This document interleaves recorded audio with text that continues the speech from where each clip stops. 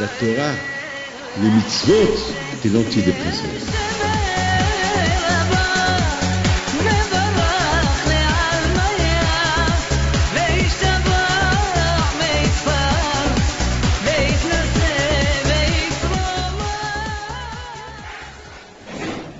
Quelque chose me rêve à Rabotai.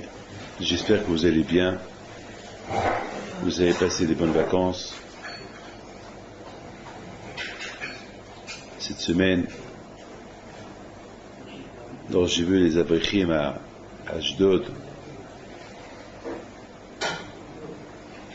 J'ai vu dans quel roi ils ont commencé le Zman. Et la Yeshiva, Torah David à Ashdod, belle Yeshiva de Absteiman, chaque 3-4 mois il va la visiter. Baruch Hashem, c'est une Yeshiva que jeudi soir j'étais avec eux. Toute la nuit ils ont étudié. D'un côté, aujourd'hui on est en train de voir dans le monde des Gezerot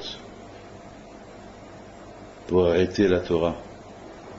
En Allemagne ils veulent arrêter la Brit Mila. En Europe on parle de la Shechita, arrêter la Shechita. En Eretz Israël, il veut que le Bahou Yeshiva partent à l'armée. À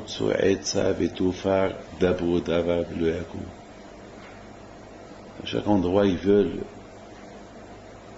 abaisser l'étude de la Torah, le respect des mitzvot. Baruch Hashem.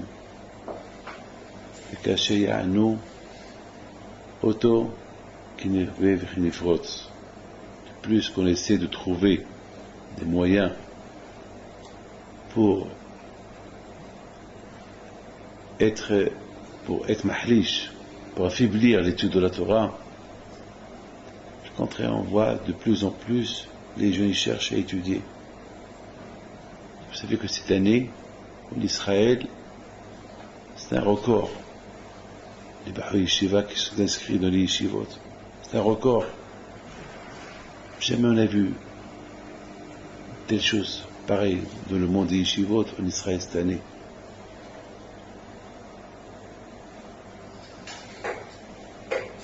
De l'autre côté, c'est très dur. Si vous voyez Rav Shaiman Shalita qui tourne de Yeshiva en Yeshiva en Israël, à son âge, il a 98 ans, il n'est pas jeune. Venir en France pour être hazek même pour une demi-heure, ça encourage. Je voudrais vous dire, le mois d'Elul, c'est le mois que chacun de nous il fait un bilan. Vous savez que lorsque quelqu'un a un commerce et qu'il est appelé, il a un contrôle fiscal. Vous savez ce qu'il fait? D'un côté, il a peur du contrôle fiscal. Pourquoi il a peur? Il a peur qu'on lui demande d'argent. Il a peur que peut-être il a volé à l'État. Et s'il a volé à l'État, il faut qu'il rende l'argent à l'État. Mais on ne peut pas savoir les conséquences. Mais qu'est-ce qu'il fait? Il va chez le comptable, il arrange avec lui les papiers, il lui montre ses papiers, il fait des calculs. Mais attends, je vous dis quelque chose. Ce comptable, c'est son comptable. Alors, je vous pose une question. Pourquoi ce comptable, il doit revoir les papiers? Mais c'est lui qui a fait la comptabilité. Moi, par exemple, j'ai un commerce. J'ai des comptables qui s'occupent de mon commerce, qui font le bilan chaque année. J'ai un contrôle fiscal, je vais aller chez qui? Chez mon comptable. Et ce comptable, il va revoir quoi? mais il sait qu'il a tout fait. Alors ça veut dire quoi? Il a peur que peut-être s'est trompé. C'est-à-dire que même le comptable, il faut qu'il revoie, encore une fois, la comptabilité qu'il a fait pour moi. Pourquoi? Parce que c'est le contrôle fiscal. Et ce contrôle-là, c'est un contrôleur. Alors, même le comptable, il a peur du contrôleur, parce que le contrôle qui n'est pas contrôlé est le comptable et le propriétaire. Donc, il y a un problème. Ça, on parle de Olamazé. Donc, qu'est-ce qu'on va expliquer avec le grand contrôleur qui s'appelle Akadosh Baruch Hu? Akadosh Baruch Hu contrôle chaque détail et détail. C'est ce qu'on a fait pendant toute l'année. Et d'après le cas, on devine beaucoup des Gdoulim, Akadosh Baruch Hu, il ne contrôle pas les heures ou les jours ou la Avera. Il contrôle des secondes. Les secondes. De la durée de la Avera. Et ça, c'est pas facile. Et c'est ça, Yom Adin. Rabbi Israël Salanter, il dit, à son époque, il y a à peu près 70 ans qu'il est mort, il dit que, il parle de son époque. Alors il pose une question sur son époque. Il dit, comment est-ce possible qu'à notre époque, à son époque à lui, ça fait 70 ans, il y a une halichout, il y a une faiblesse. On ne sent pas le mois des Loul. Comme ça, il pose cette question, lui-même. Alors, lui-même il répond. Lui-même il dit, bon, si on ne sent pas là, si on ne sent pas, c'est parce que peut-être on est trop dans la gashmiout. Et lorsqu'on est trop dans la gashmiout, c'est ça qui fait qu'on ne sent pas le mois des Loul. J'ai dit à quelqu'un avant-hier en Israël, il était en train de parler avec moi, et j'ai tapé sur la table, et j'ai dit, Elul, à haute voix. Il me dit quoi? Je dis Elul. Il me dit, c'est quoi? Je sais pas c'est quoi Elul. Il m'a dit, Elul, ben, c'est le mois d'Elul. Je sais, te dis rien le mois d'Elul. Il m'a dit, non, c'est le mois d'Elul. Ben, le mois d'Elul, on fait les stehot. Tout froid. Rien. Froid. Alors qu'à l'époque, lorsqu'on disait le mois d'Elul, je me rappelle, moi, au Maroc, à Essaouira, lorsque on disait le mois d'Elul, Bémet, on se préparait. Je me rappelle, à Essaouira, j'avais 8 ans, 7 ans, 8 ans. Les synagogues, ils étaient pleins le soir. Il y avait des rabbanim, des rabbins, qui donnaient des shiurim. C'est ça le mois d'Elul. Et pourtant, à Essaouira, le mois d'Elul, il n'y avait ni vacances, ni rien du tout, il n'y avait ni plage, ni télévision, ni portable, ni internet, rien du tout. C'était de la maison à la synagogue, du travail, la maison, la synagogue, voilà. Il n'y avait rien du tout.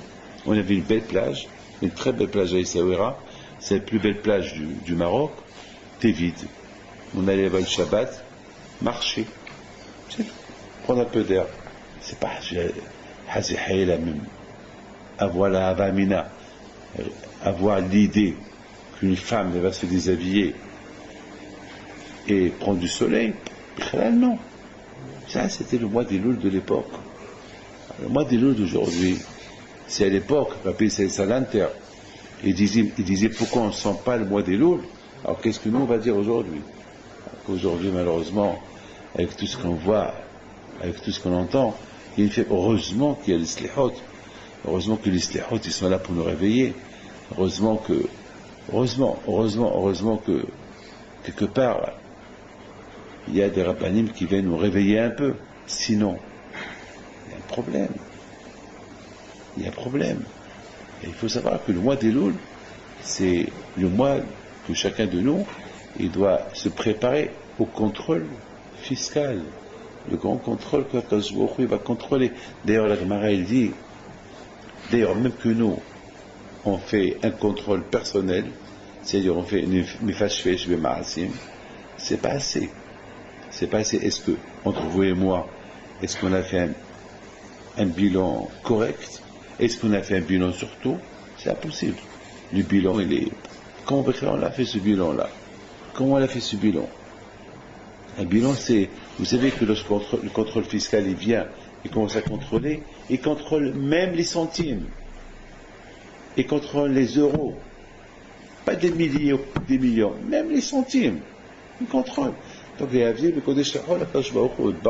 contrôleur, à la fin, il va pas calculer s'il y a 2-3 euros à payer, il va les effacer.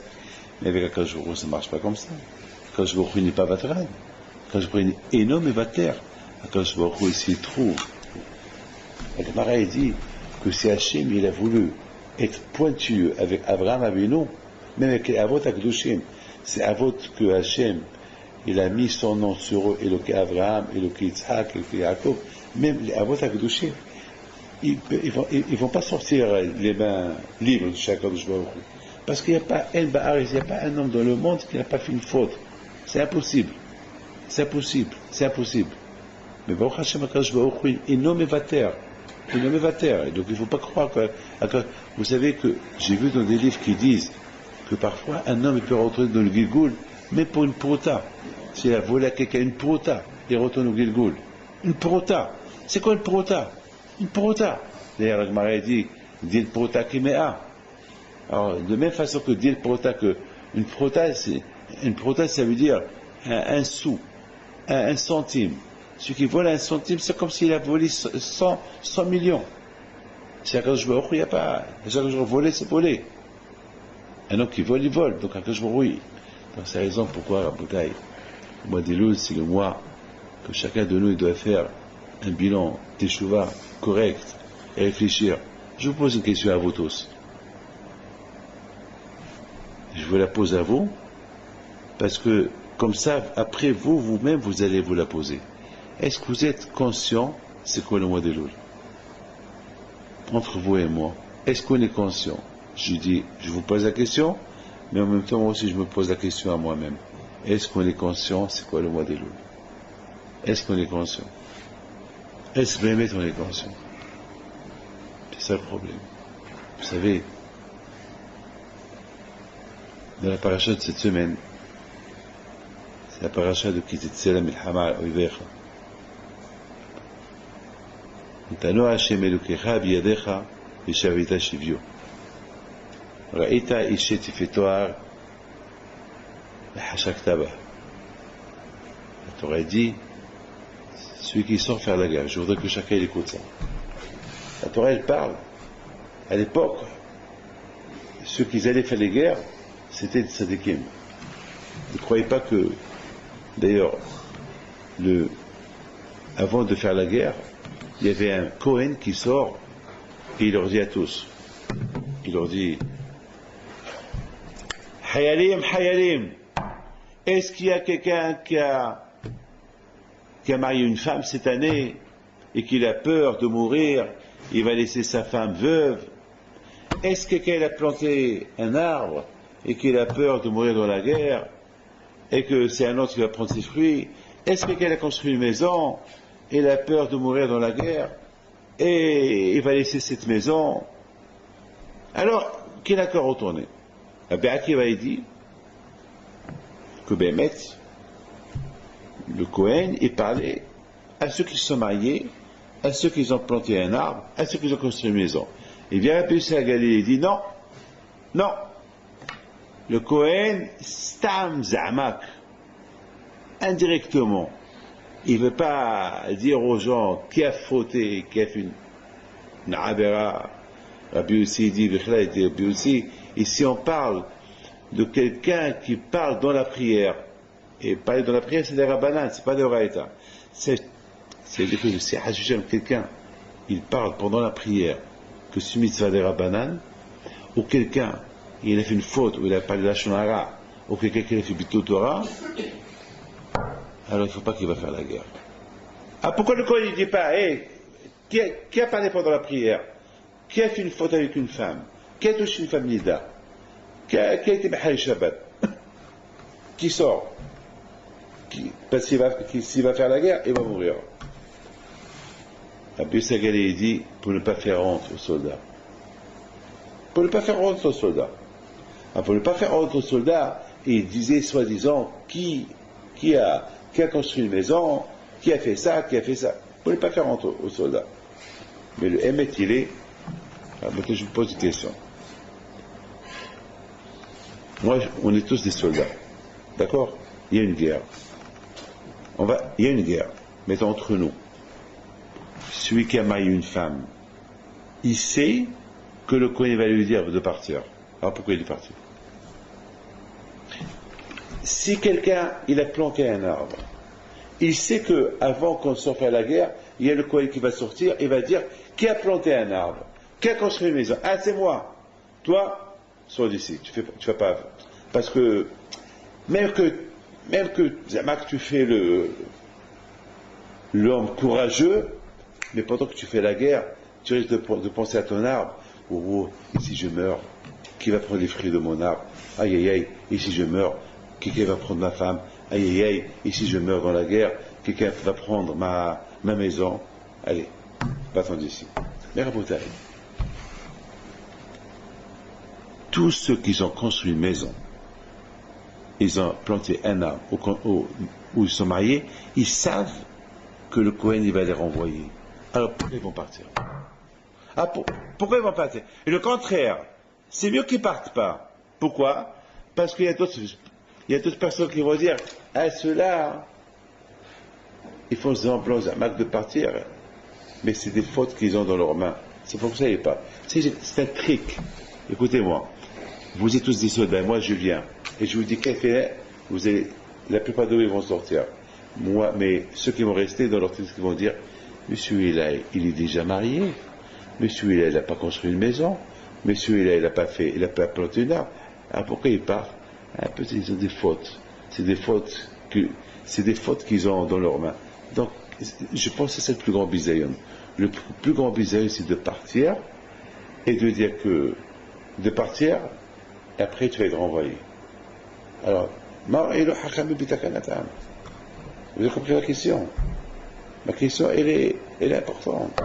La question, c'est que moi, David Pinto, je ne suis pas marié, je suis déjà marié depuis 2 ans, j'ai fait la guerre, et le Kohen va dire, qu'est-ce fait, et puis, oh là là, j'ai fait des affaires cette année, j'ai pas fait, je vais partir. Mais lorsque les gens vont me voir partir, ils savent que je n'ai pas construit de maison, ils savent que je ne suis pas marié, que je suis déjà marié. Alors, c'est quoi ce visé? C'est quoi ça? Ah, pourquoi je vais? La question, elle est pour moi, pourquoi je vais le rater là? C'est de la bouteille. Il faut savoir une chose. On croit qu'on est bien. On croit qu'on n'a pas de faute. Il arrive Rosh Hashanah et on croit qu'on n'a rien à se reprocher. On croit qu'on est super bien. Et c'est ça la chose la plus grave. La chose la plus grave, c'est quelqu'un qui pense qu'il est bien. Je vais à la guerre,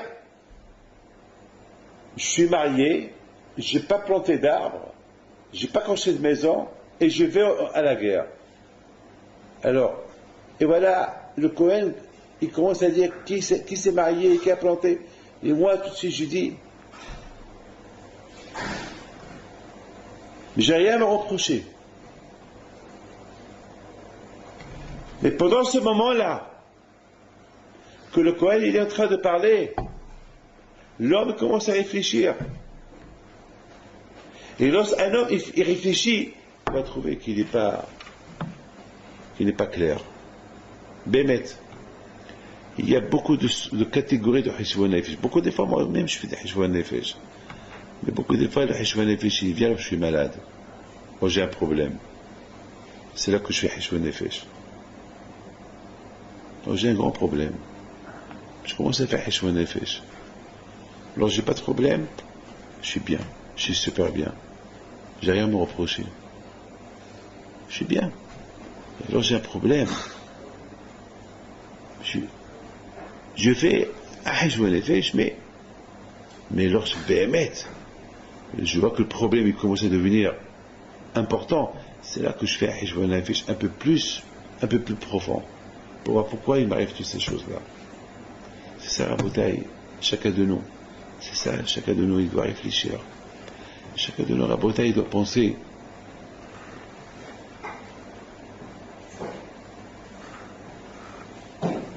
Lorsque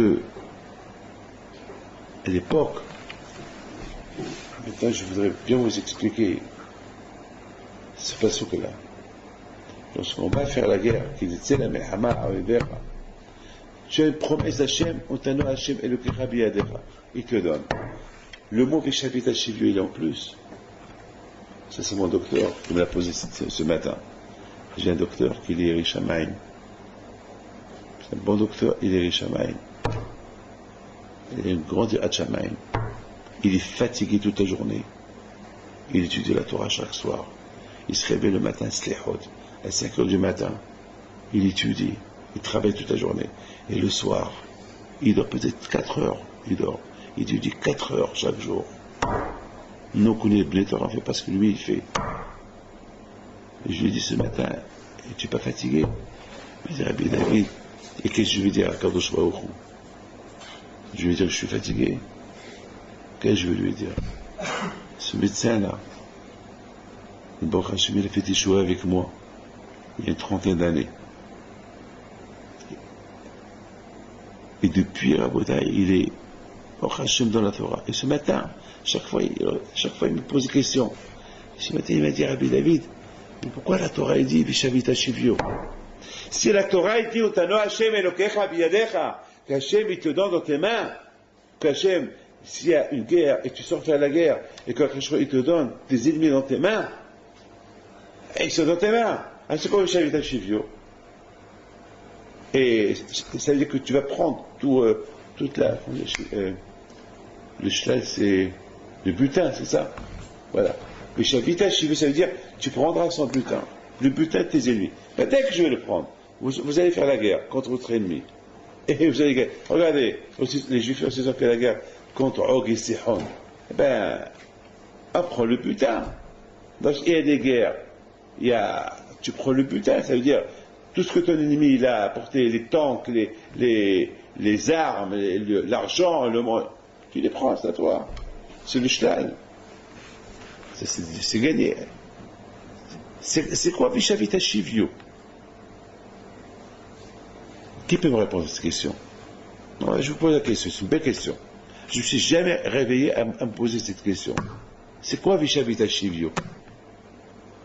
Vous avez une réponse? Une belle question. Ben, attends, si tu sors faire la guerre et tu gagnes ton ennemi, c'est automatiquement tu prendras son butin. C'est pas caché. Entre autres, j'ai reçu vos questions que vous m'avez posées sur Tisha B'Av. J'ai presque fini à vous répondre les questions que vous m'avez posées. C'est des belles questions.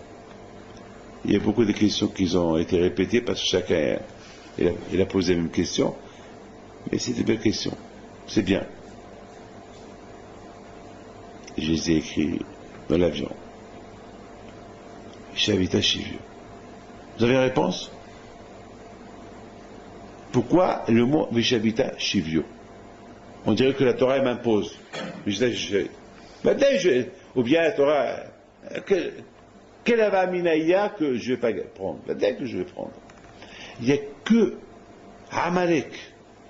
Amalek seul, la Torah, elle interdit de prendre la Shivya de Amalek. La Torah, elle dit, le truc d'Amalek, il faut le détruire. Et aussi, à l'époque de Achan, il y a eu quelques guerres que les Juifs ont fait, que tout ce qu'ils ont gagné, c'était Herem. C'était pour Akadosh Baruch Hu, pour Eglesh. Vous êtes fatigué?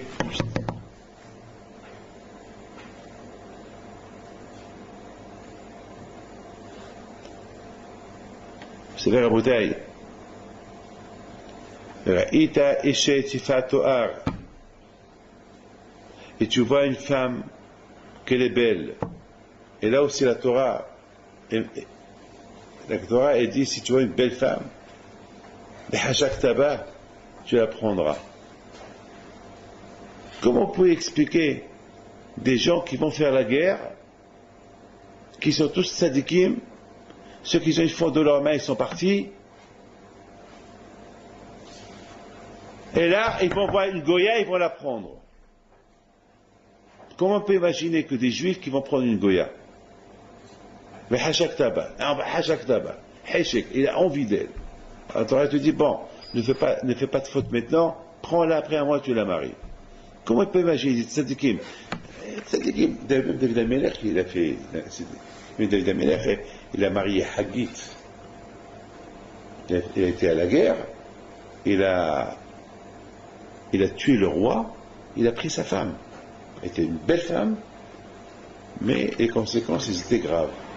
Il a eu Avshalom et Adoniya, qui étaient des grands riches, enfin, qui n'étaient pas bien. Mais là aussi, la question se pose. Bon, si David Amelech, comment David Amelech, il prend une Goya, même s'il a converti? Quoi, il n'y a pas des juifs? C'est-à-dire que la Torah, elle voit que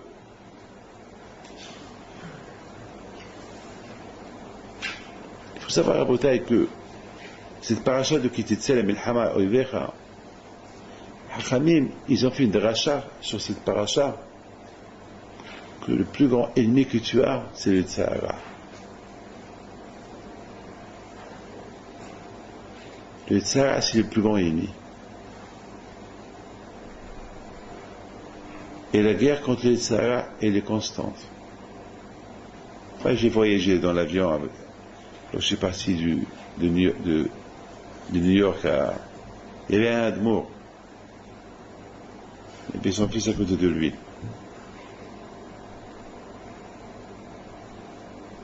Il y avait 2-3 Hasidim à côté de lui.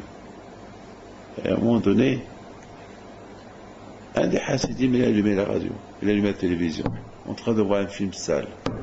Je me suis levé. Il y avait un Dayan, le Dayan de Ma'ali Adomim, Osh Abbeddin, qui était à côté, il me regarde, et je le regarde, il me fait comme ça. Qu'est-ce que c'est ça? Et lorsqu'il a vu qu'on le regarde, il a éteint. Et Tzahara.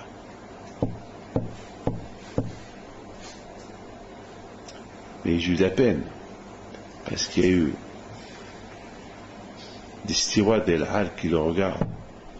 Ils me voient moi en train d'écrire du Torah, et que voient le Rosh Abedin de Ma'ali Adomim, qui l'écrit, qui l'étudie. Et il voit un barbe avec des pérotes, Hassid, qui est en train de voir ça. Un film. C'est Hilou Hashem. Hilou Hashem.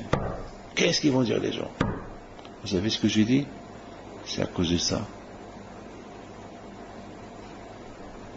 que le gouvernement israélien, il demande à tout le monde d'aller à l'armée. Parce que il se peut. Ou on est Torato Manuto à 100%. Alors là, il n'y a pas d'armée pour toi. Mais lorsque Hashu Shalom, on fait l'hypocrisie, on est à la yeshiva, et en cachette on fait des choses, on voit des choses pas bien, quand je vois qu'il n'est pas content. Il faut savoir quelle voie on a pris. Zakai ou Hayab. Je suis un ben Torah, je ne suis pas ben Torah. Je suis un ben Torah, Torato Manuto, alors il faut que je suis Torato Manuto. Il ne faut pas que je regarde là et là et là. Mais sinon, alors c'est mieux d'aller travailler. Moi, j'ai conseillé à beaucoup d'aller travailler. Ou d'aller même à l'armée. Eh bien, ici, ils ne font rien du tout. C'est ça, comme quelqu'un à qui j'ai parlé hier matin. J'ai dit, toi, tu te sauves d'armée, tu fabriques, tu trafiques des trucs, et tu vas le soir, tu fais des bêtises le soir. Haram. Un homme comme toi, moi, je te conseille d'aller à l'armée. Qu'est-ce que tu fais là? Moi, c'est que tu es religieux. Tu n'es même pas religieux. Tu trafiques des papiers que tu es à Yeshiva, et le soir, tu vas là, et tu vas là, et tu vas là, et tu vas là. Haram. Tu fais Hilou Hashem. Le jour qu'on t'arrête, si demain il y a un balage, demain il y a un détective qui te suit, il va te trouver dans une discothèque, bah, tu fais Hilou Hashem, à cause de toi, ceux qui étudient vraiment ta journée, ils vont avoir des problèmes à cause de toi. Haram, c'est péché. Il y a même des gdolim, ils disent ce que je suis en train de vous dire. Il faut décider. C'est ce que Eliyahu Hanavi il a dit. Il faut décider. Il me l'a ba'alatem ou l'Hachem. Il m'a Elokim ou Ba'al ou Elokim. Il faut décider. ou c'est Hachem, ou c'est... Tu ne peux pas dire, je suis avec Akadosh Baruch Hu, je suis avec eux. Ça marche. Et c'est ça, Elul. Elul, c'est ça, Elul. Elul, il te réveille pour savoir où tu es, dans quel état tu es, où est ta tête. C'est ça le mois d'Elul.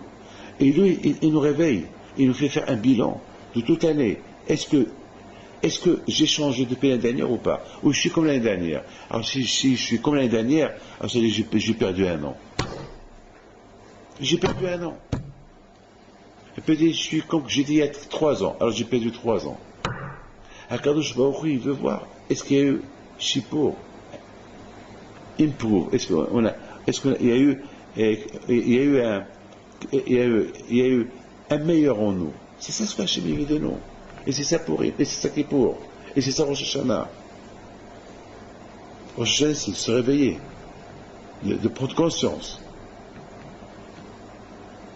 Je vous pose une question. Celui qui gagne au loto, qu'est-ce qu'il va faire avec l'argent du loto? Il va l'investir. Il va le produire. Oui ou pas?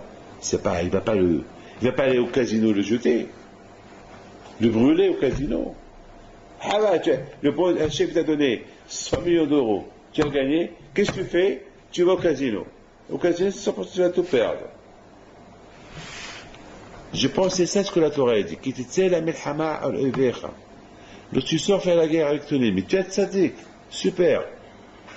Tu es un grand tzaddik, super. Et tu as été faire la guerre, parce que Bémet, tu n'as rien à te reprocher, et tu es un bon tzaddik. Alors quand je vois que tu dis, tu vas gagner la guerre, et tout ce que, et tu vas, et la Torah, elle te dit,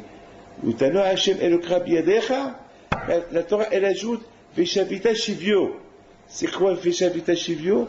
Ça veut dire que tu vas prendre le butin. Alors on a posé une question, mais c'est évident. Si je gagne la guerre, ce que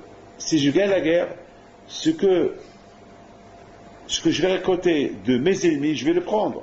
C'est normal, c'est évident. Mais la Torah va te dire, si déjà Hachem t'a fait gagner la guerre, et tu as reçu le butin, et tu as gagné un butin, il faut savoir quoi faire avec. Il ne faut pas le brûler. Il ne faut pas le déposer dans des îlots arayot, shfichot damim. C'est-à-dire que tout ce qui vient de Akadosh Baruch Hu, tu as gagné au loto. Au Hachem, tu es plus pauvre, tu es riche. Alors fais des mitzvot avec. Fais des bonnes choses avec. C'est ça ce que la Hazara de la Torah. La Hazara de la Torah, si tu gagnes la guerre, et tu gagnes un butin, il faut savoir quoi faire avec. Il ne faut pas le brûler. Il ne faut pas le déposer. C'est pas parce que, ça y est, tu as gagné, ça y est, je vais faire. Non! Si tu as gagné avec cet argent que tu as gagné dans la guerre, eh bien, il faut bien le placer, il faut bien l'utiliser, il faut faire tzedaka, ma'asim tovim, il faut s'améliorer avec. Pourquoi? Sinon, vous savez quoi? Sinon, il va être l'Aïcha. Si tu gagnes, parce que lorsqu'un homme il voit l'argent, tout de suite à quoi il pense? Vous savez quoi il pense? Des fois, je pose la question aux gens. Il y a beaucoup de gens qui me posent. Il y a le jour de la bar mitzvah de Michael Bessousson à Ashdod, il y a un journaliste de Idaot Haronot qui vient chez moi. Il me dit, Rabbi David, je te cherche. Ça fait des années que je te cherche. Pour Hachem, que je vais te trouver. J'étais content. Je croyais qu'il voulait une bracha. Je dis, ça va. Puis ça va très bien, mais moi, je ne le connais pas. Je l'ai oublié, peut-être. Lui se rappelle de moi. Et puis, tout de suite, je lui dis, qu'est-ce que tu as besoin? Il cherche vite un stylo, il cherche un crayon, un papier. Il me dit, voilà, j'ai plein de problèmes, mais avec vous, je vais régler mes problèmes. Je dis, quoi? Vous allez me donner 6 numéros du loto. Je dis, quoi? 6 numéros, je les partage avec vous. Ah, je lui dis, oui, que je vous les donne, je les garde pour moi et je les partage avec personne. Pourquoi tu veux que je les fasse avec toi? Je les fais pour moi. Il m'a dit, non, mais vous les rabbins, vous n'aimez pas l'argent. J'ai pas l'argent. Mais j'ai des yeshivot, j'ai des ba'alei-batim, j'ai des avrichim. Non, je sais que... Alors, 6 numéros. Alors, tu m'attends depuis des années pour te donner 6 numéros de loto. Oui. Une fois j'ai entendu que vous avez donné des numéros à quelqu'un et il a gagné. Je dis, c'est pas vrai. J'ai jamais donné. C'est un mensonge.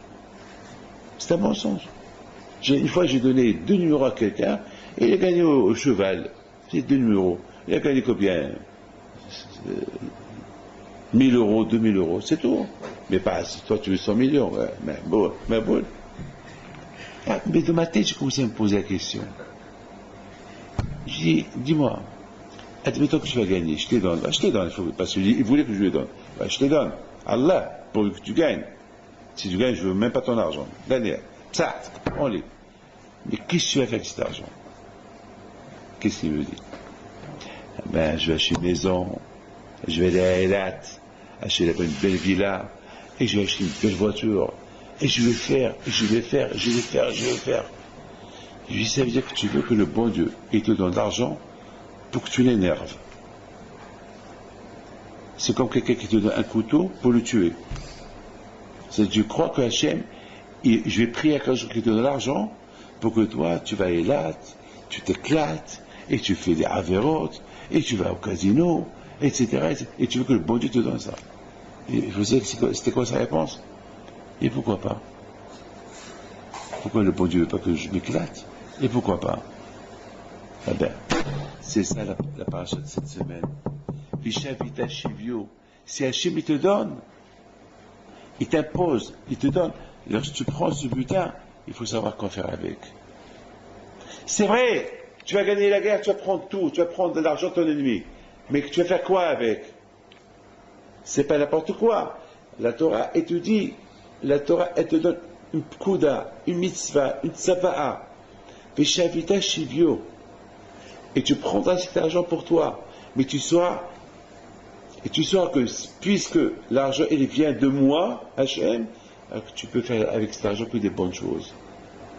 Tu peux pas faire, sinon, alors, si tu prends l'argent, ah, j'ai gagné, ouais, j'ai trouvé dans cette maison, où j'ai tué là-bas les gens qui occupaient cette maison, ah, j'ai trouvé plein d'argent là, avec ça je vais faire.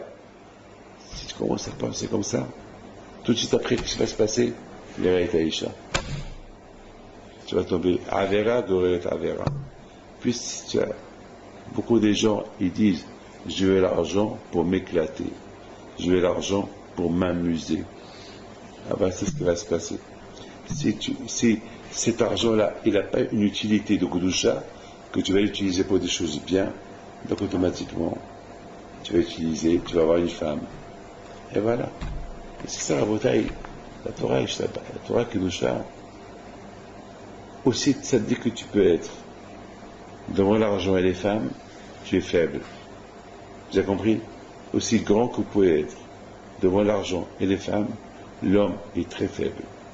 Donc c'est la raison pourquoi la première chose, c'est regardez beaucoup des femmes. J'ai pas le droit de vous dire ça, mais je vous le dis quand même. Ils cherchent des gens qui sont riches, même s'il est moche. Même si l'homme il est moche, mais il a de l'argent. L'argent. Donc c'est ça ce que la Torah elle a eu peur. Il a eu peur que, quand on a vu le Bnei Israël, Hachem leur a donné beaucoup d'argent, qu'est-ce qu'ils ont fait? Hegel, le veau d'or. Donc gagner beaucoup d'argent dans une guerre, tout de suite, et si cet argent-là, tu ne mets pas dans un but, il n'a pas un but cet argent, ben cet argent-là, il va te pousser à avoir des femmes, et tu vas fauter. C'est la raison, la bouteille, pourquoi le mois des Louls, c'est un mois de Nefesh, c'est un mois que chacun de nous doit prendre conscience des choses qu'on a vues chez Mishmor, Bito Torah, que nous avons dans les mains. Et je voudrais simplement finir avec une belle histoire que j'ai écoutée avant-hier, dimanche. Il y a un juif qui s'appelle Mordechai Abitbol. Ce juif-là, il était voisin chez mon père. Il a aujourd'hui 70 ans. Il était jeune à l'époque. Il avait peut-être 25. À l'époque, il était encore jeune. Je me rappelle de lui. Il venait toujours chez mon père et priait avec nous chez mon père à la synagogue. Et puis, ce dimanche-là, je lui dis, raconte-moi une histoire. Toi, tu as connu mon père. tu priais avec lui, moi j'ai pas grandi avec mon père. Peut-être. Il me dit, si je commence à vous raconter plein de choses, plein de choses. Il m'a dit, tout ce que je peux vous dire, c'est que votre père, lorsqu'il bénissait quelqu'un, il faisait des brachot, il les faisait bien, il les faisait avec bon cœur. C'est pas, il bâclait pas les prières, il recevait les gens bien. Il y avait, comme ça il m'a dit, il n'y a pas de différence riche ou pauvre. Et ça, moi, je l'ai appris de mon père. Lorsque demain vous allez voir que je reçois les gens, ben vous allez voir des gens milliardaires, vous allez voir des gens pauvres, ben chacun son tour. Il n'y a pas, mais il y a des exceptions. C'est quelqu'un qui est malade, donc une femme enceinte ou des enfants, bon, il y a des priorités. Mais je ne vais pas donner priorité à un riche devant un pauvre. Jamais. Jamais.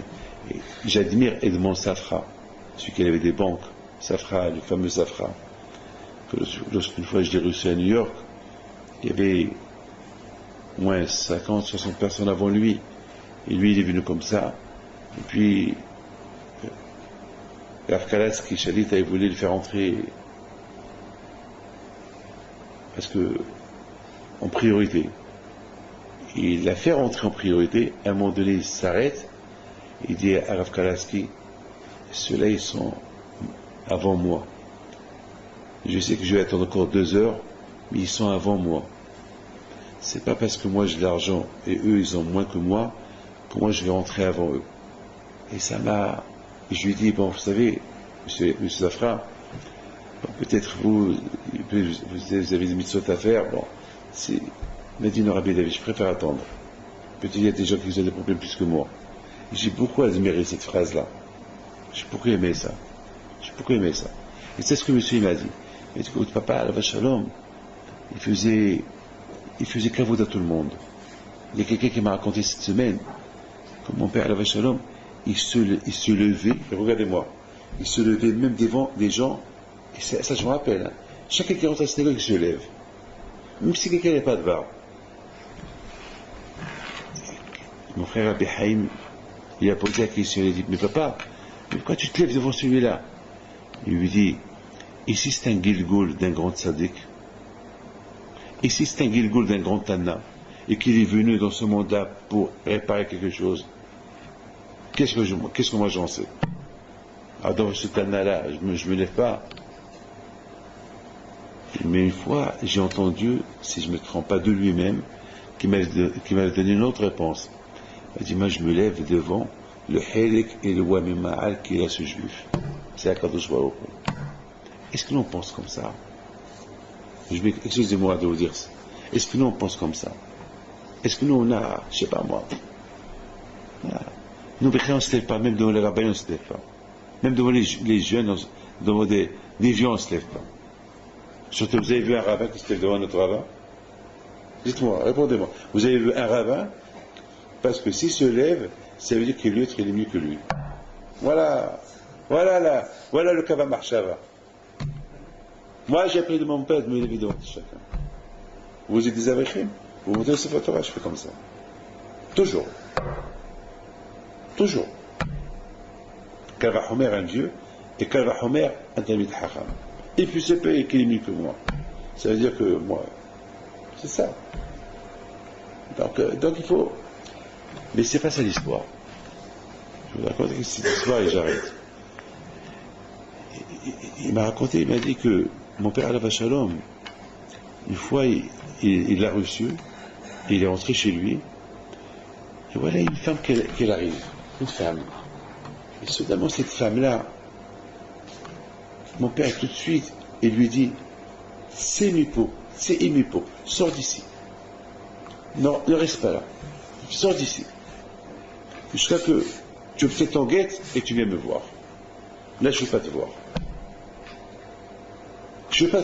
Sors là. Elle sort. Il dit à mon père ce mot de Habitbol, c'est que ça a bien mangé. Il dit, je ne vais pas te dire passer de la Shonara, mais tu sauras. Mais tu sauras. Alors j'ai dit à Mordechai Habitbol, alors qu'est-ce qui s'est passé? Il m'a dit, 4 jours plus tard, je passe dans la rabbanout et je la vois sortir de la rabbanout avec son mari et qui s'est disputé dans la rue. Et puis je l'ai vu, je connais le mari, et lui connaît le mari. Et il dit au mari, ça va, tout va bien? Il dit non, on vient divorcer. Ah. Alors elle lui dit, bah oui, tu étais avant-hier chez Rabbi Moshe Pinto. Il m'a dit que je viendrai le voir quand j'obtiendrai le guet. Bah oui. Alors lui, M. Paul lui dit, mais pourquoi vous divorcez? Eh bien parce que je l'ai trompé. Et je suis avec son ami. Regardez comment, mon père, il a vu ça de loin. Mais comment? Elle n'a pas voulu lui faire honte. Pourquoi tu as fait cette bêtise? Mais elle lui a dit, lorsque tu es peut-être au guet, tu viens me voir. C'est pourquoi cette tzadikim, ils ont cette vision, ils voient ce que nous on ne voit pas. Parce qu'ils font des bilans, des vrais bilans. On dirait que chaque jour, ils ont un contrôle fiscal. Ils ont un bilan de chaque jour avec Akadosh Baruch Hu. C'est un bilan de chaque jour.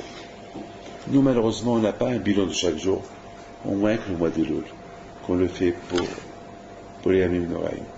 Au moins, ce bilan-là. Au moins. Les tzadikim, ils le font chaque seconde, chaque jour, un bilan fiscal, un bilan avec Akadosh Baruch Hu. Et c'est pour ça qu'Akadosh Baruch Hu, il remonte des choses, il voit des choses. Alors je vous souhaite à vous tous, un bon début de Zman, et je ne vais pas vous voir la semaine prochaine. Alors je vous souhaite une bonne fête, Ah oui, je vais vous répéter la fin de la semaine prochaine. Qu'est-ce que vous êtes en train de dire maintenant? Gittin. Ah, vous êtes amis par action? Avec Hachem. Bon, Baruch Hashem, Hachem vous aide, une bonne parnassa, des enfants, Shana Tova, Tikatemu, Yutahatemu, Yahatemu Shalom, et Hachem, il donne à vos femmes une bonne santé qu'elles sont, à vos parents, et Hachem, il vous aide, Hachem, et qu'Hachem vous donne à l'écoute.